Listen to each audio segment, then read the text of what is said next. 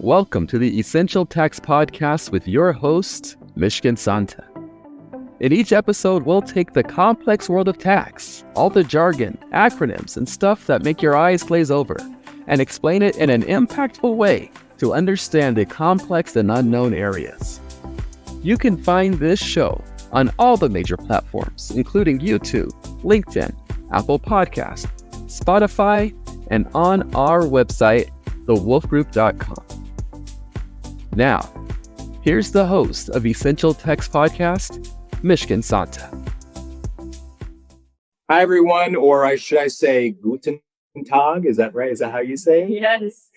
I'm here in Vienna. I'm so excited. I've never been to Austria before. I've spent so much time in Switzerland and some of the surrounding countries, but never been to Austria. And so I'm super excited today to be here in Austria. We're going to talk about US-Austria cross-border tax. And I really want to get into it because I've got so many questions, and I'm hoping my colleague here, Christina, can help me kind of with some of the answers. So she'll give us the good stuff. Let's first start off, Christina. Why don't you just tell our audience briefly a little bit about yourself, your background, your firm, all that stuff. Yeah. Okay. So I studied law, which is normally not the normal way to get a tax consultant, but I always loved numbers and I love tax law. And so after working for a year and a half at the University of Economics with the professor for corporate law, then I decided to go to a tax consultant. And yeah, that's more than 25 years ago now. So Wow.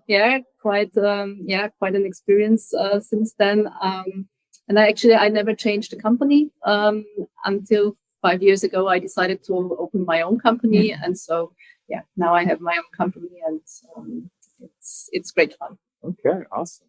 I just want everyone to note that I am drinking the very good Austrian coffee, the legendary Austrian coffee here. So give me 1 second. Delicious. Okay, so let's talk a little bit about. And I before we did the podcast, Christina and I were talking briefly about what questions were going to be asked. And what I told her is I said, act as if you're talking to my 5-year-old, soon to be 6-year-old daughter, and I'm just going to ask some very basic questions and try to explain it to me like I'm a 5 or 6-year-old. So, in Austria, how does someone become a tax resident? Is there like a certain test? Is it one test, or are there multiple tests like we have in the U.S.? It's not as complicated as in the US. We're just very unique in that regard. Absolutely. Okay. So it's actually if you have a home in Austria, then you are an unlimited taxpayer, and you have to declare your worldwide income to the Austrian Fiscal Authority, or if you stay for more than 183 days in Austria. Okay. So those two things trigger unlimited tax liability in Austria. Okay. If you have a second home in Austria, then we have one exemption, because normally having a second home would mean that you already have to declare your worldwide income to the Austrian Fiscal Authority. And we have a lot of Germans skiing in the Alps because it's very close to them. And so finally, we got the second home directive, which says that if you just use the second home, or if you just stay for 70 days in Austria, and you keep a record of the days that you spend in Austria, then you may claim to be considered a limited taxpayer only, which means that you do not have to declare your worldwide income, but only income from sources in Austria. And that's favorable, because if you just have an apartment to go for skiing and you are not using it for more than 70 days, and you're not spending somewhere else in Austria, so you do not exceed this threshold, you do not have to declare anything if you don't have any source income. How do you track it? Like, what would you tell someone if they said, how do I present that or keep that record? I think it's fine if you just have a sheet, an Excel sheet or something, a calendar where you just track the days. And of course, the fiscal authority may ask for evidence. So if it's a US person, of course, you might have flight tickets. So just keep them, and having a proof that when you entered and when you left. Okay.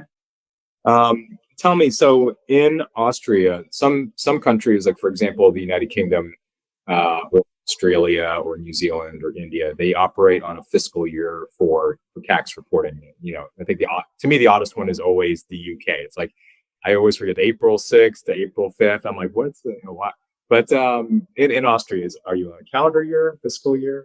Yeah, we are on a calendar year for individuals. Companies might choose a fiscal year, depending on what is suitable for their business. But individuals, it's the calendar year. Okay, so that matches up 1-to-1 with the US. And if I'm a taxpayer here in Austria, when am I normally expected to file? I'm assuming I have to file a tax return with the Austrian fiscal authorities. When am I normally, you know, in the US, it's always April 15th, right? Everyone always, it's April 15th. What is it here in Austria? It's the end of April. If you do it in paperwork and you do it on yourself. Mm-hmm. It's the end of June if you do it online with Finanz Online, our online tool with the fiscal authority, and you do it yourself. And if you involve a tax consultant, then you might even only have to file March of the second following year or something. Oh, wow. So, yeah, okay. So you can get an extension. Okay. And in the United States, I'm sure just like Austria, that we have payroll taxes, withholding taxes for employees. If you're not employed, we'll talk about freelancers and self-employed people, we require people to make estimated tax payments so that all the tax is paid within the calendar year.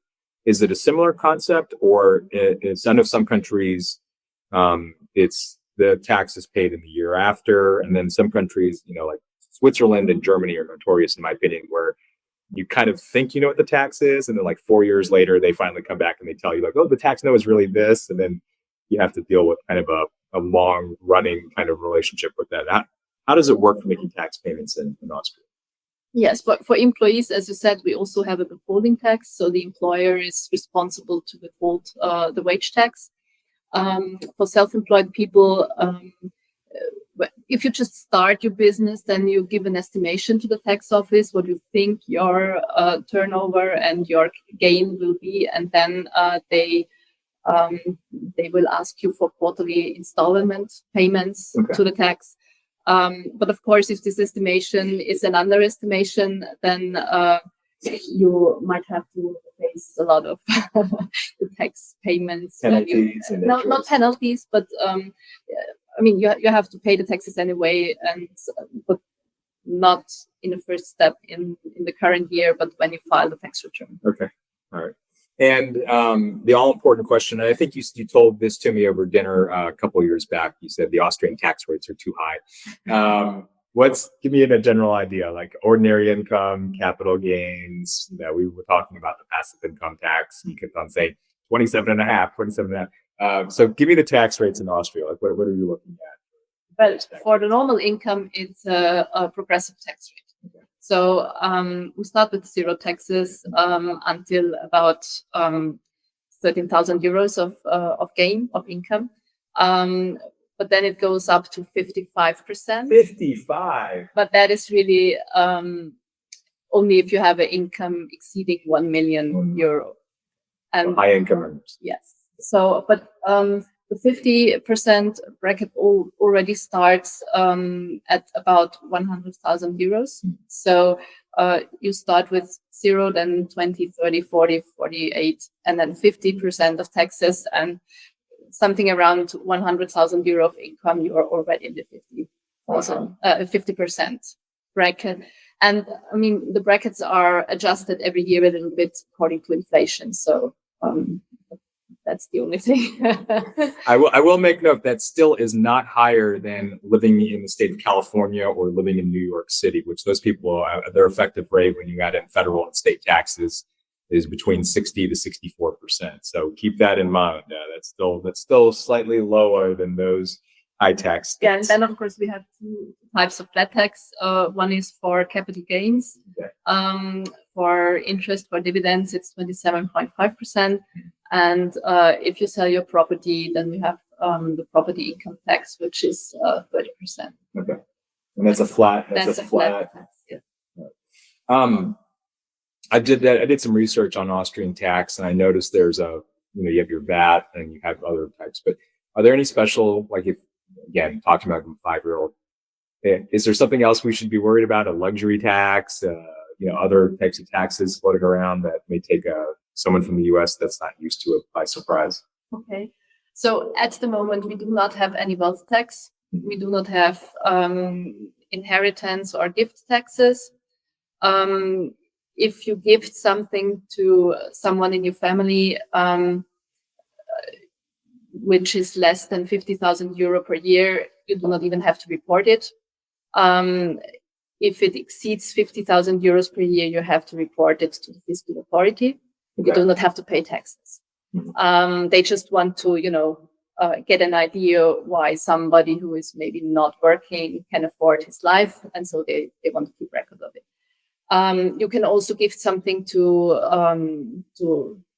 strangers or friends, not close family, and it's for free and without any reporting, as long as it's below 15,000 within 5 years. Okay.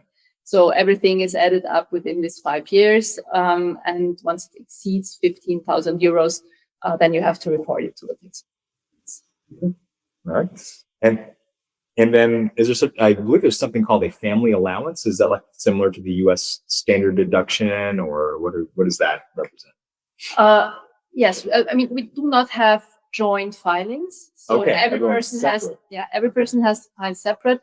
But if you have a household where just one person is working and you have kids, then you get a single earner allowance, and for every kid you get deductions, and there are deductions if you are an employee and you travel, or if you're a pensioner. So there is a lot of deductions, but you would not, I mean, you take them as you can get them, but it's not something planning for it.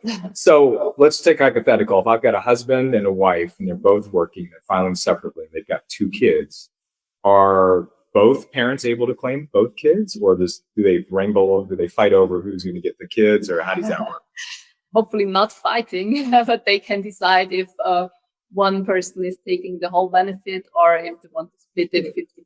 Yes. I see. Okay, so a little bit of some issues there. Okay, let's move on to the next topic, which is, I think, every time I talk to someone that wants to move to Austria, and, with the Wolf Group client base, one of our biggest clients are people from the World Bank, and, there's favorable rules with the World Bank pension here in Austria, but then there's other rules that you got to be careful with that are super complex. Tell me about some common issues that you're seeing on your end with those people coming inbound into Austria that maybe surprises them.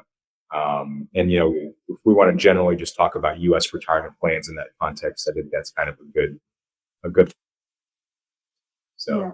So the thing is that if the World Bank pension is tax-free, that's very favorable. But on the other side, once you move here, you have a home here, you are under the taxpayer, you have to reveal or declare your whole worldwide income, including all your capital income. So all dividends, interest, capital gains from selling stuff. So, and all these is taxable at 27.5%. And if you are invested in investment funds who are deferring their income and reinvesting it, the Austrian state still says you have to pay taxes on the annual income that is kept within the investment fund. Oh, okay. So no deferral is allowed at all. They have to get, when the income occurs, regardless of whether it comes out or is reinvested, they're 27.5.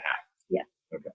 And if they are not reporting it to some special Austrian bank, if the investment funds are not reporting it, then the client has to calculate themselves, or it's a very unfavorable estimation that applies. And so that's really something that may surprise people who come here, and then maybe let them think if they really want to come, or maybe just restructure their assets, maybe invest in some investment funds with an Austrian bank.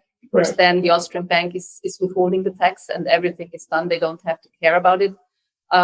If they stay with foreign investments, then it's either us, the tax consultants, who do this work, which is a lot of work, and which means it's expensive regarding our fees, or the client has to provide it, which might not be the correct thing as they are not so familiar with all the rules. So that's something very tricky that sometimes surprises people who come to Austria.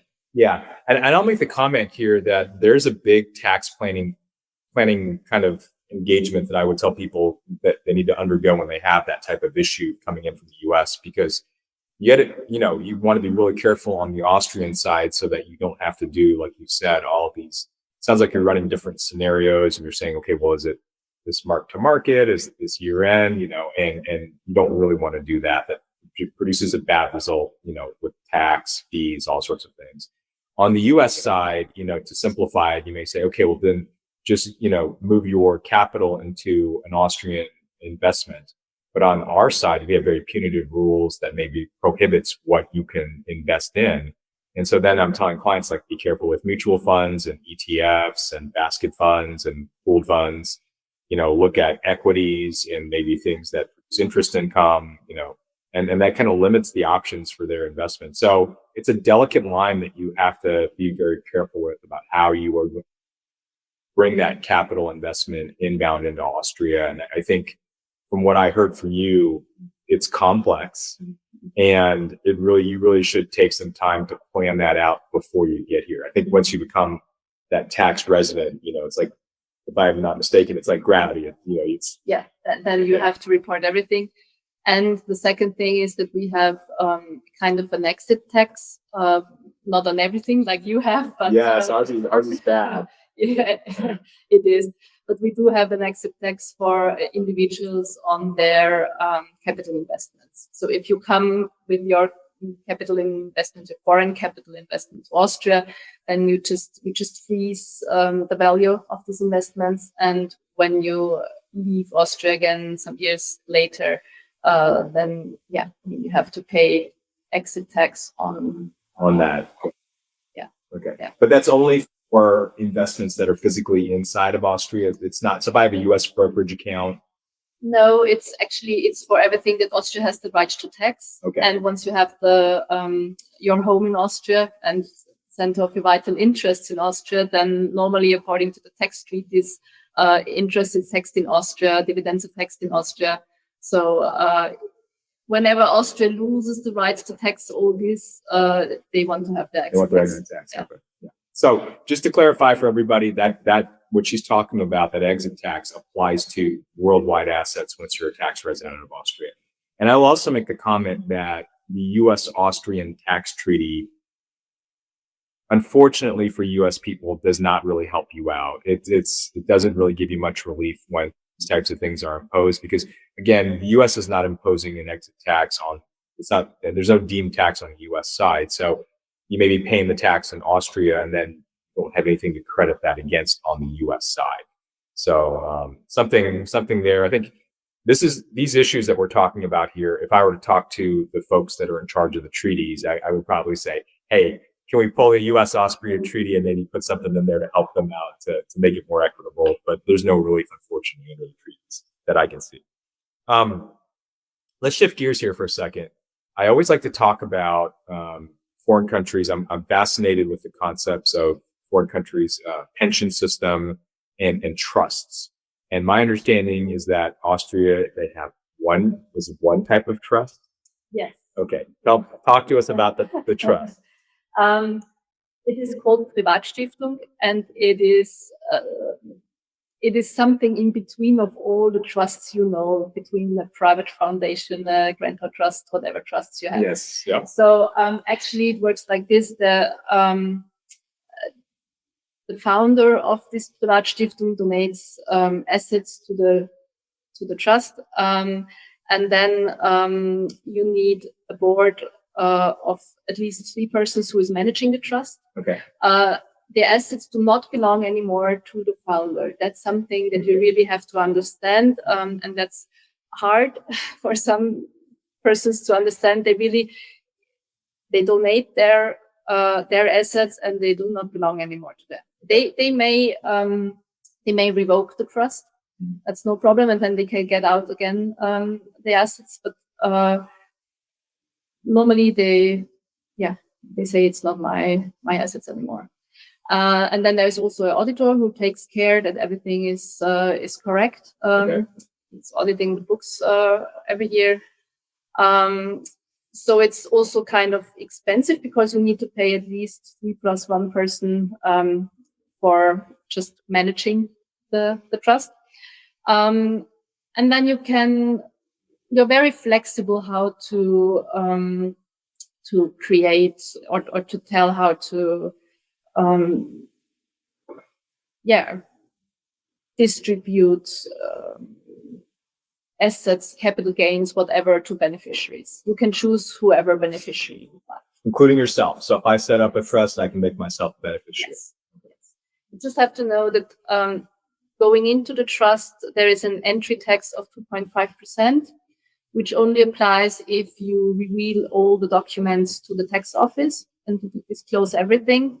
You have to disclose one of the documents to the company's register, which is publicly available. But also all the secret documents have to be disclosed to the tax office. Okay. If you're not disclosing, the entry tax is 25%. Oh, wow. Okay, that's a big chunk of change to keep your secrets, I suppose.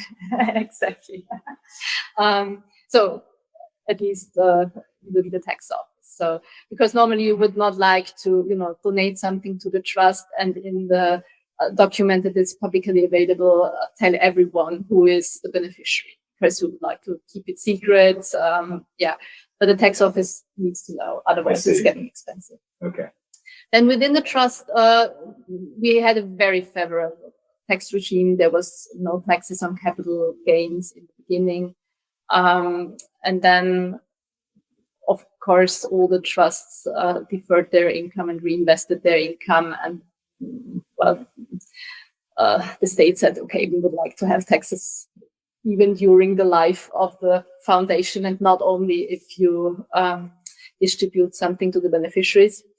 And so nowadays, dividends within the Privatstiftung are tax-free, like they are in corporations. Okay. But all the other income is taxed at 23%.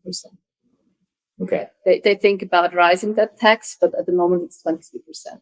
And if you distribute something to the beneficiaries, the trust has to withhold 27.5%. So in the end, you have the same result as if, especially for capital investments, the person would hold the capital investment itself, because the 23% that were paid within the trust, they can, or the other way around actually, but there is a tax credit. I was going to say there's a way that they make that. Okay. Yeah. If the beneficiary is living abroad and the tax treaty gives the right to tax this distribution to the other country, not to Austria, then there is no obligation to withhold this 27.5%, but then there is not a tax credit. So from this 23% that were paid. Because the trust then has to pay tax. Yeah. Right. Okay. So in our world, what you're talking about sounds a lot like a non-grantor trust, because a foreign non-grantor trust, because foreign non-grantor trusts, the grantor is not paying the tax, the trust is paying the tax, and then distributions to beneficiaries are taxable. But because this is revocable, potentially you could have on our side of the pond a foreign grantor trust, where then we would all the income that the trust is paying tax on would actually be attributable on the U.S. side to the grantor or the owner of the trust. Aside, we have certain exceptions that would still push it back to being a non-grantor trust. So, for example, the beneficiaries were only, husband and wife and no one else, then maybe we're right back to non-grantor trust status. So I guess what I'm trying to get to in the very end is that there's probably some thinking to do here if you have U.S. taxpayers that are going to be engaging in these types of trusts in Austria, and how you want to align it with the U.S. system. Do you want it to look like and act like a non-grantor trust, or are you okay with having it be a grantor trust? And again, the difference is that the grantor trust, the grantor owner is paying the tax. Distributions, we generally will not tax that in the U.S., right? Non-grantor, the trust is paying tax, but only on U.S. source income, which there would not be in this situation. And then the beneficiaries, when they receive a distribution, which you have to be careful with, they'll pay the tax. And there's a whole diatribe I could go on with that, but I won't. Let's move on to being self-employed in Austria. I think from my seat on the bus, ever since COVID, everyone, it's hilarious. Everyone comes to me and they say, Mish, I've decided I want to live in Italy or I want to live in Austria. And we're talking about people that are, high-level CEOs, CFOs, COOs, C-level people, all the way down to just normal workers. And then my first question is always, have you told your company that you're going to be, well, no, they'll be fine with it. And then my brain starts to explode because I'm like, well, wait a minute. If you're a C-level person, are you establishing a permanent establishment for your company in this foreign country now? Like, you really got to talk to your employer. There's payroll implications. There's social security. Like, every country has their own version of social security. So, to distill that down, let's just talk about, we won't talk about C-level versus regular employees, but let's talk about just someone that's not an employee. And I think you have a couple different terms for this. You call them freelancers, new self-employed or sole proprietors. Tell us about that. Tell us about the totalization agreement between the US and Austria. Let's walk through that for a second. Yeah. Okay. So, I can 100% sign what was said before. If you're an employee, please ask your employer. Please ask your employer. Yeah. We have wage taxes, we have social security, and it's all the responsibility of the employer. So they have to register in Austria. They have to get a tax consultant doing it for them. There's a lot of cost involved, and you might end up with losing your job because they don't want to take the risk and everything and the cost. So if you're self-employed, it's a little bit different because you're responsible for yourself. But you have to take care that you're a real self-employed person. So you are not just working for one company, but you're working for a lot of companies or a lot of clients, let's put it that way. Because if you're just working for one client and also maybe they give you the laptop and anything, then you are considered to be an employee. Okay. And then we are back again to all those things. And sometimes this might even come out 1 or 2 years later. And then the Social Security Agency says, well, you are not a self-employed person, you are an employee.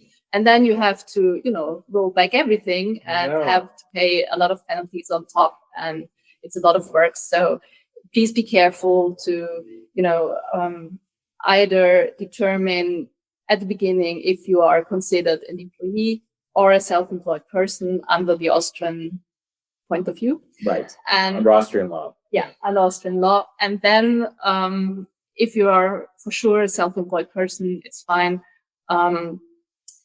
You have to pay Social Security for your own. That's health insurance, pension insurance, accident insurance. Yes, and you have to pay taxes. So you just tell the tax authority, as we said before, I'm here. I'm a self-employed person. I want to do my business here. I estimate my gain, and then you have quarterly installments on the personal income tax. Actually, if you do a sole proprietorship, sorry, that's a big word. Yeah, I get it. Yeah. Then you may need a business license. So this is also dating back from monarchy, I think, that you need a license for everything in Austria. You just go to the Chamber of Commerce and ask, do I need a license? And they'll tell you. That's it. They tell you. If you're a doctor or a lawyer or something, then you do not need this license, but there are other chambers who take care of you. So more or less for everything, there is a chamber. You have to pay contributions to the chambers as well, and they take a little bit care and do some lobbying for all the interests you might have. But for taxation, it's more or less the same tax rate applies for employees, for self-employed persons, for everyone. It's only the Social Security that might be a little bit different within some percentages. Okay. Speaking of which, so I'm self-employed. I'm paying my quarterly income tax. I'm also contributing to the social system here in Austria, correct? Correct. Okay. So in the United States, we have this concept of self-employment tax. But my understanding is that you can request a certificate from the Austrian government that says that you're contributing to the Austrian social system under the totalization agreement. That's again, talking like I'm a 5-year-old, that's like a tax treaty for Social Security. And it, on the US side, what we do is there's a special code you do in the tax software where we don't assess the self-employment tax. And then you have to attach the totalization certificate, and it's got to clearly state that you were covered for the tax year in which you're doing the reporting. So for example, if I was not covered for 2024 and I just started coverage in Austria in 2025, I can't claim the exemption in 2024 because I didn't contribute anything to Austria. So don't do that. Don't make the assumption that because you started, recently that you maybe get it going backwards. But it's got to clearly state the year. You attach that to your tax return, and then you'll be fine with the IRS. Do you get requests to help for people asking for help with that? Have you ever done any requests for totalization certificates or? We do a lot within the European Union. We didn't have it with the US so far, but it's more or less the same procedure. You just ask for this form, and they check if the circumstances apply, and then I think they would just issue the form the same way they do it for the European Union requests. So that's it's quite straightforward, and that helps so that you do not have to pay Social Security taxes in both countries. Correct. And I think the second thing is that if you're getting older, you would like to retire, and you work in the US, you work in Austria, maybe somewhere else again, at least between the US and Austria, they would add up the contribution periods to calculate if you're eligible to get some pension. What typically would lead someone to be eligible here in Austria for the pension? Well, you need a certain kind of contributions, and then they just calculate. Calculate how much you contributed and what your pension would be. Okay. Yeah. So in the U.S., it's typically 10 years, or what they call 40 quarters. So when people ask, I'm like, I'm not a Social Security expert, but generally it's 40 quarters. You got your 40 quarters. You don't have to be a U.S. citizen. There's plenty of non-resident aliens that have worked in the U.S. for 10 years. They got their 40 quarters. They will get U.S. Social Security if they want it. So that's something to think about. And then the other thing to note, and again, I'm not a Social Security expert, but in these totalization agreements, they have what's called a windfall elimination provision. So you can double dip. You can get both the Austrian and the US at the same time, but you really can't double dip because they'll adjust one or the other to compensate. So it's like you're getting the full amount from both. They'll kind of look at both and say, okay, you're getting X from here, Y from here. Let's adjust one or the other upward or downward to make sure that you're not getting too much. And I'm not sure if there is such a thing as too much in the state inflation, but that's the way it works. I will also state that on the US side, going back to tax, when you are self-employed, regardless of whether you're a freelancer, new self-employed, sole proprietor, you're probably going to be what's called on the US side a qualified business unit, or a QBU. So everything in the US is all acronyms. Okay. So if someone says you're a QBU, it's not slang for something else. It's qualified business unit. And that generally requires that you're reporting IRS form 8858. And that's going to link up to your Schedule C, which is where you're going to report your gross consulting income, your expenses to get to your net income, right?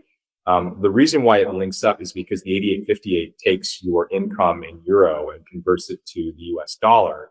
And then what it does very sneakily is it says, is there a currency gain or loss that occurs between the euro to the dollar?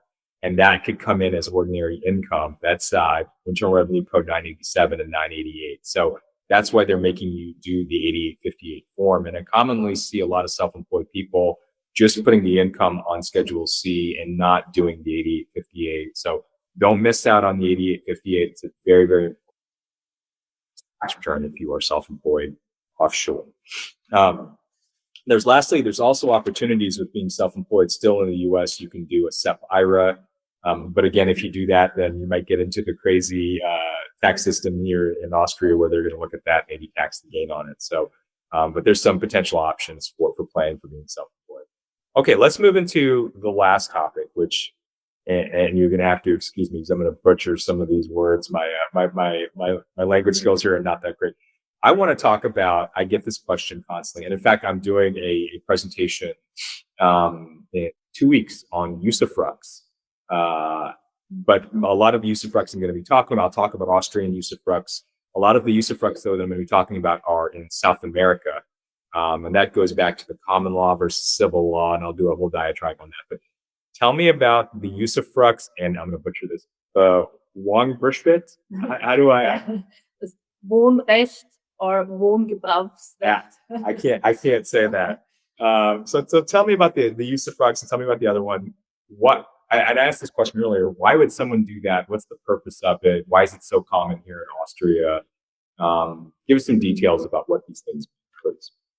Well, what is it? Usufruct means that you give away the property, but you retain the source of income. So, for example, when some years ago the tax was raised for handing over property to the next generation, a lot of people said, okay, before they raise the taxes, I just give my property to the next generation, but I would like to keep the income.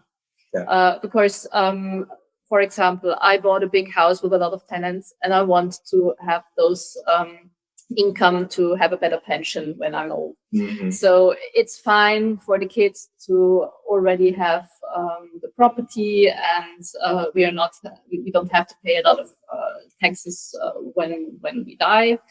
But I want to keep the income, and that works with this usufruct. That's one of the things.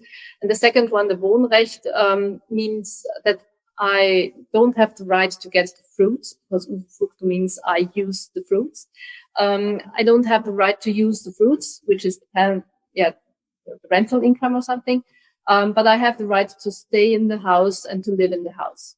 So I have some clients now who do not have children, but they want to travel a lot. They want to be on the safe side to afford maybe some nurses when they get older. It's very expensive. So they just say, okay, I sell my house now and I make my cash. I travel, I have a great life. And once I need a nurse, I have money for the nurse. I may stay in my house until I die, and I just have the money now. So you transfer the property, but you retain the rights to live in the house. Okay. So from my understanding of what you just said, it sounds like in both cases, the person that's giving away the interest retains a life interest, but the usufruct, it's the life interest plus the right to the income, whereas the other one, there's no real income that's occurring that someone has a right to. Would that be correct? Yeah, the usufruct is the right to the income and also to use the property. And the Wohnrecht, the right to live in the property, is only it's only limited to living in the property and not to. If there are some other tenants in the house, then you have the right to live in one apartment, but the income from the other tenants goes already into the person. And the person receiving, we call it bare title. What do we call that in the usufruct structure? What is their official term? It's also the bare title. Yeah. All right. On the U.S. side, there's a couple of different ways to think about this. So, generally speaking, the bare title in itself is going to be a specified foreign financial asset, and under the Foreign Account Tax Compliance Act, which is quite broad, you would report that as an interest, a specified asset, on Form 8938, Part 6. Failure to do that is a $10,000 penalty. So you got to be real careful with that. And that's for both situations. What I was talking about was it gets a little bit more hairy if in the usufruct documents, and I believe this happens in Austria, and we have to check them closely on the US side. I believe in some cases, they may say that the bare title holder has certain duties to potentially, could be as obscure as you're required to make sure the lawn gets mowed, right? or you're required to pay the utility bill, or you're required to do something, right? In that particular case, depending on what the duties and obligations are of the bare title holder, we may then interpret the usufruct bare title interest as a foreign grantor trust. Now that gets a little bit sticky because now you're filing forms 3520, 3528. If you fail to file those, it's a penalty of 5% of the value of basically whatever the usufruct holds, which could be, if you have €1 million house and the usufruct, take 5% of that. That's a pretty large number.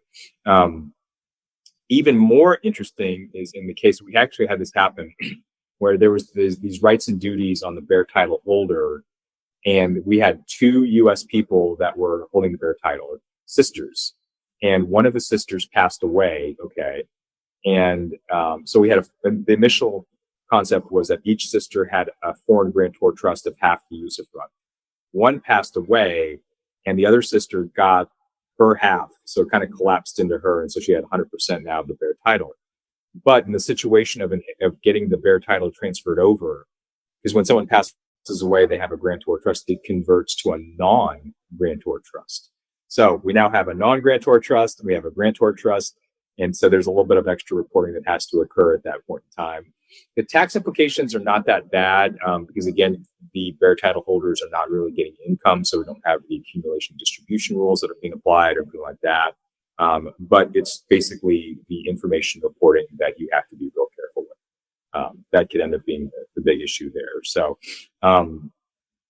there's more than meets the eye. I'm just giving you kind of a high-level overview of how we in the U.S., but this is a common structure here in Austria. I think it's regularly used. Yes. Yeah. And you said that it was used regularly beginning, I think you said in 2015, especially because of the real estate tax? Because the real estate tax, the system was changed. Before that, we had a system with very low fictitious values of the real estate if you hand over the real estate to some family members. We still have some fictitious values for handing over within the family, but they rose, even the tax rose. So there was a lot of, you could get the favorable tax regime if you pass over the property. I think it was before the end of 2015. So a lot of people did it, and they just kept the right to use the income, the right to get the income. And so that's, on the other hand, they lost a little bit the possibility to make to make as an expense the amortization of the buildings. Oh. Because if you have the bare title, then you get the amortization of the building, but you do not have any income on the holding title. And there is a possibility that you agree that the bare title holder just pays or is paid a fee by the usufructo holder, and so then the usufructo holder has an expense which is equivalent to the amortization, and then it works again. I see. But there again is a stamp duty on this agreement, so it's a little bit of tax planning, and you really have to pay it. So the children really have, or the parents normally they really have to pay money to the children every year to if they would like to have the expense of the amortization. So it's good for the children. Yeah, they have the property and they get the cash every year. So, but not all families do it, and then you just lose the amortization, and you have to pay a little bit more taxes. So that's about it. Yeah. So on the U.S. side, again, that's going to be ordinary income. If it's a foreign grantor trust, also ordinary income. It's not like capital gain or anything. I'm uncertain as to whether the stamp duty. Who's paying the stamp duty? Is that the? You can agree. Okay. So if the bare title holder is paying that, I'm uncertain as to whether that's a creditable tax in the U.S. It may be, but I would probably have to look that up further to see if it falls that way or not. That's an interesting research point that we'll have to follow up on. Okay, we're here at the end. So, tell us, how does someone get, again, outside of me sending out, I send Christina referrals all the time, but outside of, giving your name and your info to folks, if someone just wanted to get in touch with you, what does that look like? Do you offer, a discovery, a non-billable discovery? What's your general process for, listening to someone's situation and then talking about being a client and onboarding them? Like, how do you work? Yeah, normally we just have a first meeting, preferably in person, if it's not possible, and then of course even online. And normally it takes about an hour or something, that we just get an idea of the situation, get an idea whether we are the right persons that can help. And normally this is for free. And then if we feel on both sides it's the right contact and we can work together, then we just step into a cooperation. Awesome. Okay, well, that's all we've got today. It's been fantastic catching up with Christina here in Vienna, the birthplace of modern thought, modern art. I mean, I'm loving everything around here. I was in a gift shop yesterday, buying everything about Gustav Klimt. I got to get this. I have a frame TV at home, and I've got several of Gustav Klimt's paintings as the screensaver on it. My kids are always like, "What is that? That is such an odd." And people see different things in his artwork. So, but I'm a big fan of Vienna, big fan of Austria so far, and it's been a pleasure to have you on the podcast today. Thank you for coming. You've been tuning in to the Essential Tax Podcast with your host, Mishkin Santa. You can find this show on all the major platforms, including YouTube, LinkedIn, Apple Podcast, Spotify, and on our website, thewolfgroup.com. Thank you for your positive reviews, comments, questions, and for sharing this show with others.